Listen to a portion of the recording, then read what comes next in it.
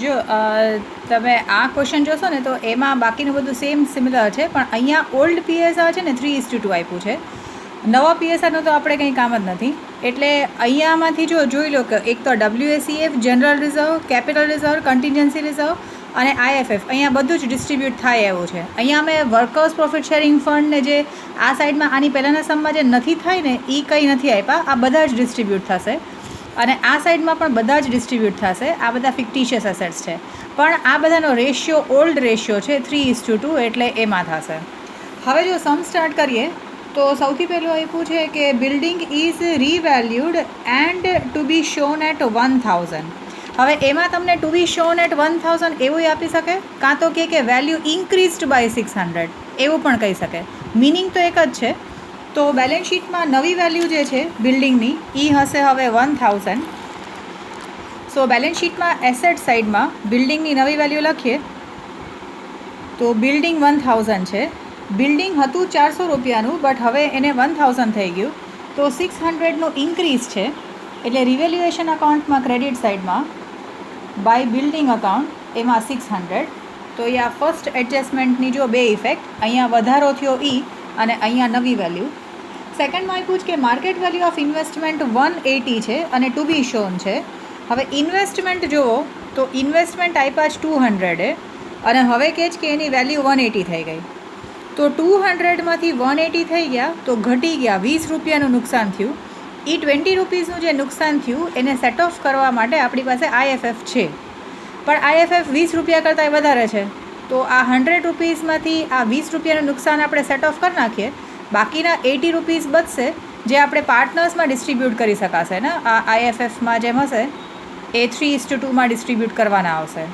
અહીંયા છે, હું કરીને જ બતાવું. હવે અહીંયા ઇન્વેસ્ટમેન્ટ ફ્લક્ચ્યુએશન ફંડમાં જો પહેલાં પાછું પણ જોઈ લો, ઇન્વેસ્ટમેન્ટની વેલ્યુ 180 થઈ ગઈ. અહીંયા આઈપી છે 200, તો 200માંથી 180 થઈ તો 20 રૂપિયાનું નુકસાન છે. પહેલાં તો ઇન્વેસ્ટમેન્ટની નવી વેલ્યુ આપણે બેલેન્સ શીટમાં એસેટ સાઈડમાં લખી નાખીએ. તો ઇન્વેસ્ટમેન્ટની નવી વેલ્યુ જે છે એ છે 180.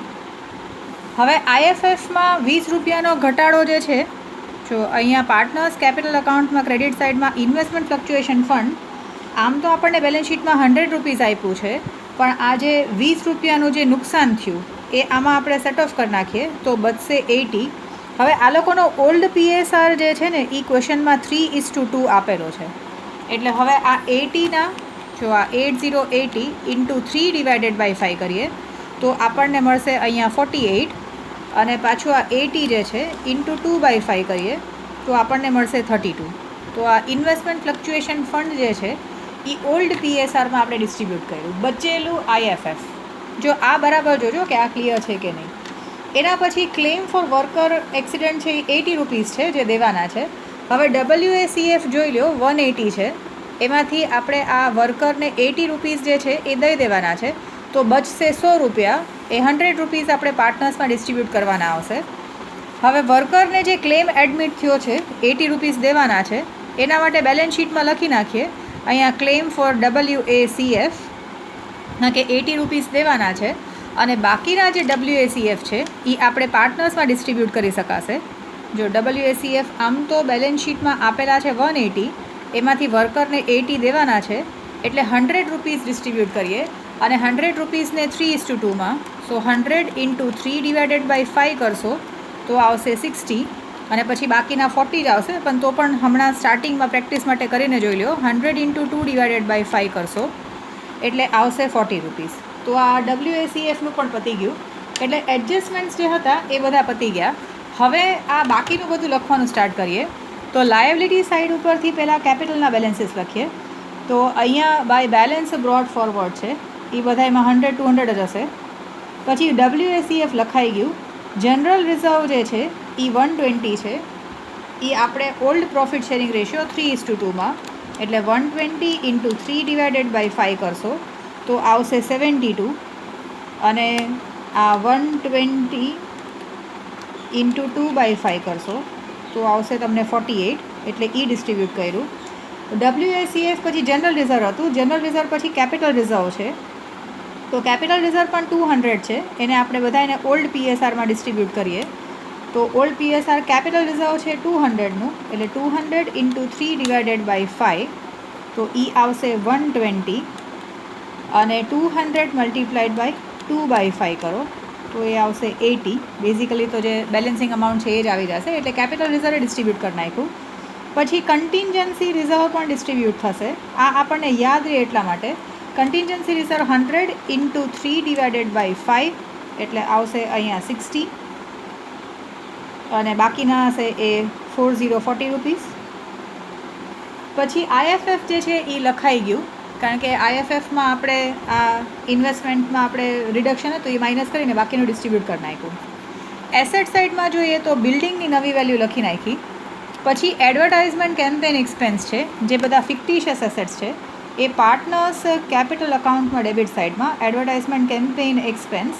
હવે એડવર્ટાઇઝમેન્ટ કેમ્પેન એક્સપેન્સ 80 છે, તો એને બધાને 3:2 કરીએ તો આ 80 મલ્ટીપ્લાઇડ બાય 3 ડિવાઇડેડ બાય 5, એટલે એ તમારું આવશે 48 રૂપીસ. અને બાકીનું આ 80માંથી 48 માઇનસ કરો તો પણ આવી જશે 32 રૂપીસ. પછી રિસર્ચ એન્ડ ડેવલપમેન્ટ એક્સપેન્સ છે, તો રિસર્ચ એન્ડ ડેવલપમેન્ટ એક્સપેન્સ છે એ પણ તમને 200 છે, તો એ 200ને પણ આપણે કરીએ આ 200 ઇન્ટુ 3 ડિવાઇડેડ બાય 5, એટલે એ આવશે 120, અને બાકીના 200માંથી માઇનસ કરીએ તો એ એક minute, research and development expense 20 rupees જ છે, એટલે 12 રૂપીસ અને 8 રૂપીસ આવશે. પછી ઇન્વેસ્ટમેન્ટ જે છે એની નવી વેલ્યુ આપણે લખી નાખીએ અહીંયા બેલેન્સ શીટમાં. ઇન્વેસ્ટમેન્ટ પછી પ્રોફિટ એન્ડ લોસ અકાઉન્ટનું ડેબિટ બેલેન્સ છે, તો એ 100 છે, એને પણ 100 ઇન્ટુ 3 ડિવાઇડેડ બાય 5, એટલે આવશે 60, અને બાકીના 40 રૂપિયા 100માંથી માઇનસ કરીએ તો આવી રીતે આ લખાઈ ગયું. અને છેલ્લે કેશનું બેલેન્સ છે, તો એમાં કંઈ ચેન્જીસ નથી, તો કેશ બેલેન્સ શીટમાં એસેટ સાઇડમાં અહીંયા 200. હવે જો આખો સમ પૂરો થઈ ગયો.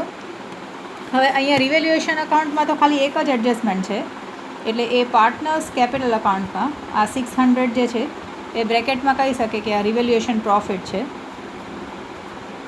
પછી અહીંયા મોટો ટોટલ આપણે જેમ બાકીનું હોય તો જ્યારે ઇલિસ્ટ્રેશન કરશું ત્યારે બધું લખશું, એટલે આમાં પણ તમે લખજો, પછી હું નથી લખતી તો તમે પણ નહીં લખો તો પ્રોબ્લેમ છે. રિવેલ્યુએશન અકાઉન્ટમાં આરપી, તો આ 600ને પણ આપણે ડિવાઈડ કરીએ તો 600 ઇન્ટુ 3 ડિવાઇડેડ બાય 5, એટલે એ આવશે 360, અને પછી આ માઇનસ સીધું 600માંથી કરી નાખો તો તમારું બેલેન્સ આવશે 240. પછી આ કર્યા પછી આપણે બધાય પાર્ટનર ઓર બે પાર્ટનરનું બેલેન્સીસ ગોતીએ, તો આમાં બધાયમાં ક્રેડિટ સાઇડનું ટોટલ વધારે જ છે, એટલે આ ક્રેડિટ સાઇડનું ટોટલ છે તો એમાં 100 plus 72 plus 120 plus 60 plus 48 plus 60 plus 360, પછી માઇનસ 48 માઇનસ 12 અને માઇનસ 6060 કરશું તો એ આવશે અહીંયા આગળ 700 ટુ બેલેન્સ કેરીડ ફોરવર્ડ. અને પછી આના ટોટલમાંથી આ માઇનસ કરીએ, જેમ કે ટોટલમાં છે આ 200 plus 48 plus 80 plus 40 plus 32 plus 40 plus 240, પછી માઇનસ 32 માઇનસ 8 અને માઇનસ 40 કરશું તો અહીંયા આગળ 600 આવી જાય. અને એ જે છે એ હવે નવા કેપિટલ બેલેન્સીસ છે એ બેલેન્સ શીટમાં લખીએ એ ને બીના, તો અહીંયા 700, અહીંયા 600 અને 80, એટલે અહીંયા 1380 આવે છે, અને અહીંયા પણ તમારો આ જે છે એ ટેલી થઈ જશે. એટલે જો આ પણ બરાબર જોઈ લો કે આ ક્લિયર છે કે નહીં. ઇન્ડિપેન્ડન્ટલી પણ કરીને જોઈ લો કે તમારો એમને જોયા વગર આન્સર આવી જાય છે કે નહીં.